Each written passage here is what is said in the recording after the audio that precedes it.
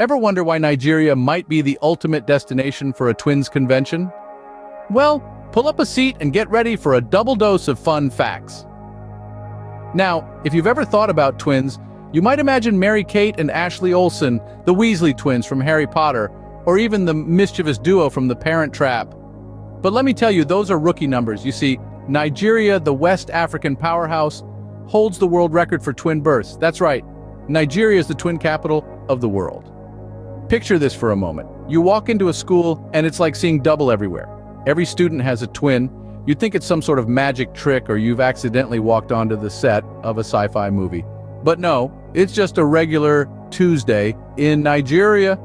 And that's not all. Imagine a town where every mayor, ever since the town was established, has been a twin. You'd think it's a requirement for the job. Oh, you're running for mayor? Cool, cool. Where's your twin? Now that's a job interview I'd love to see. And just when you thought it couldn't get any more bizarre, consider this. In Nigeria, being a twin isn't a novelty, it's the norm. It's like having brown hair or blue eyes, except it's more like having an identical human sharing your birthday. And don't even get me started on the twin festivals they have. Imagine a carnival, but with more doppelgangers than a comic book convention. It's a twin-tastic celebration that you wouldn't want to miss. So there you have it, Nigeria, the land where seeing double is just part of the daily routine. If you're a twin, you might as well consider it your spiritual homeland after all. Where else can you find a twin mayor, a twin teacher, and maybe even a twin pizza delivery guy? And if you're not a twin, well, prepare to feel left out. But don't worry, you can always visit Nigeria and experience the twin phenomenon for yourself. Just don't be surprised if you start seeing double. Ever heard of Hollywood, Bollywood, and Nollywood? Yes, you heard it right, Nollywood. Now, I know what you're thinking. Nollywood? Is that like a knockoff Hollywood or something? Well, you're not entirely wrong. If Hollywood is the glitzy, glamorous, older sister and Bollywood is the melodramatic, dance-happy middle child, then Nollywood is the plucky, determined younger sibling who's not afraid to march to the beat of their own drum. Nigeria's film industry, aptly named Nollywood, is the second largest in the world, beating out the United States and trailing only behind India. That's right, folks.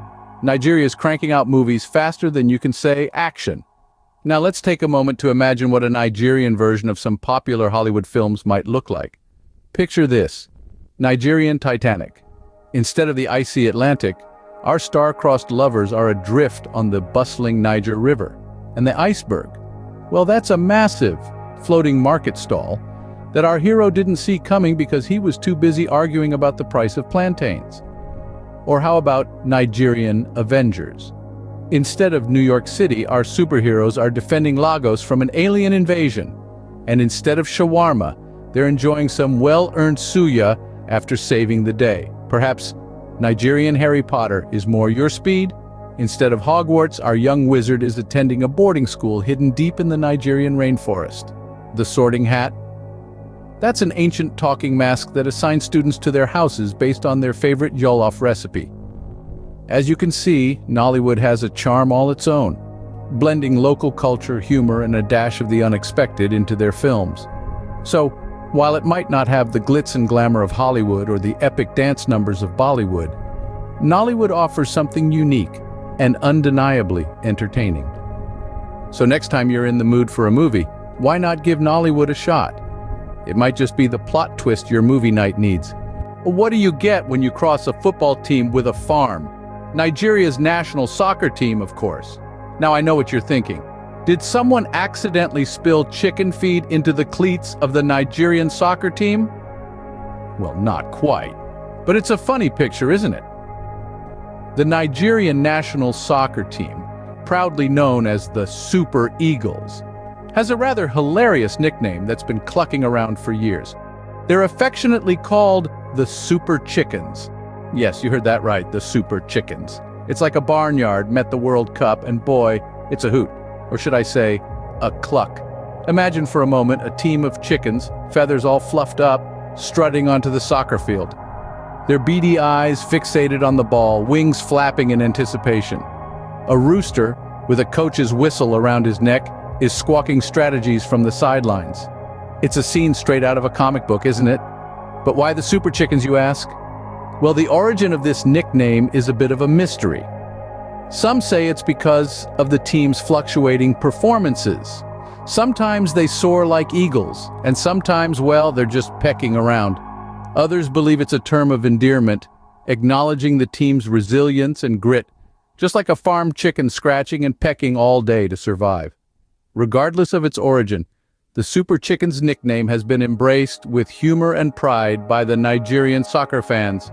It's become a symbol of the team's fighting spirit, a testament to their tenacity. They might be chickens, but they're super ones, ready to take on any challenge, no matter how foul it may seem. So next time you're watching a soccer match and see the Nigerian team on the field, don't forget to cheer for the Super Chickens. And if you're ever in Nigeria, feel free to cluck along with the crowd. It's all part of the fun. So whether you're a fan of soccer or poultry, Nigeria's Super Chickens have got you covered. What's the average age in Nigeria, you ask?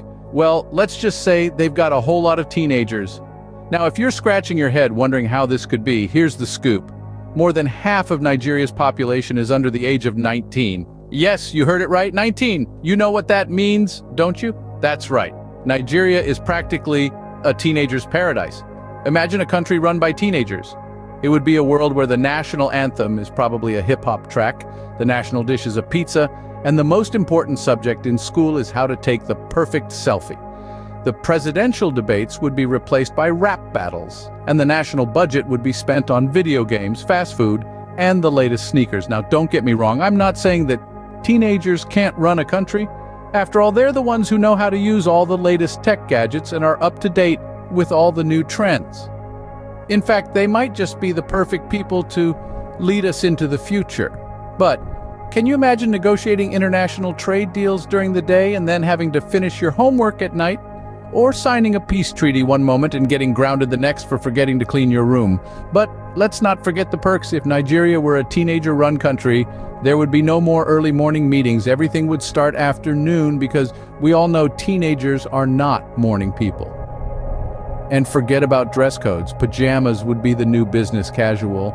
And let's not even get started on the sports.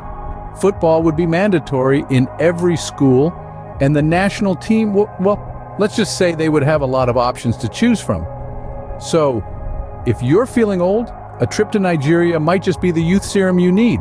After all, they do say that you're only as old as you feel, and in Nigeria, it seems like the fountain of youth is just around the corner. Ever received an email from a Nigerian prince promising you millions?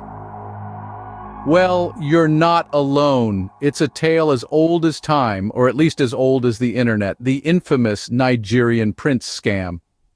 Now let's set the scene. You're minding your own business, sifting through your emails, when suddenly you spot it. An email, not from your boss or your mom, but from a Nigerian prince. He's desperate, in dire straits, and he's chosen you, yes you, to help him out of a sticky financial situation. And the best part, he's willing to share his vast fortune with you. All you need to do is hand over your bank details. Now I know what you're thinking. What if this is the real deal? What if I'm the chosen one? What if I'm just one email away from becoming a millionaire? Well, let's imagine for a second that you take the plunge. You hit reply, you share your bank details, and you wait. Days turn into weeks, weeks into months. You start dreaming of a life of luxury, of private jets and beachfront mansions. You picture yourself sipping champagne on a yacht, surrounded by celebrities. But then reality hits. The millions never come. The private jet never arrives. The celebrities never call. Instead, you're left with an empty bank account, a broken heart, and a very real fear of checking your emails. In reality, the Nigerian prince scam is a tried and tested method of fraud that has been around for decades. It's a classic case of if it sounds too good to be true, then it probably is. And while it may seem laughable to some, it's a serious issue that has cost victims around the world millions of dollars.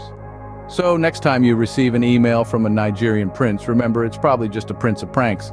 But hey, on the bright side, at least you'll have a great story to tell at parties. Just remember to keep your bank details to yourself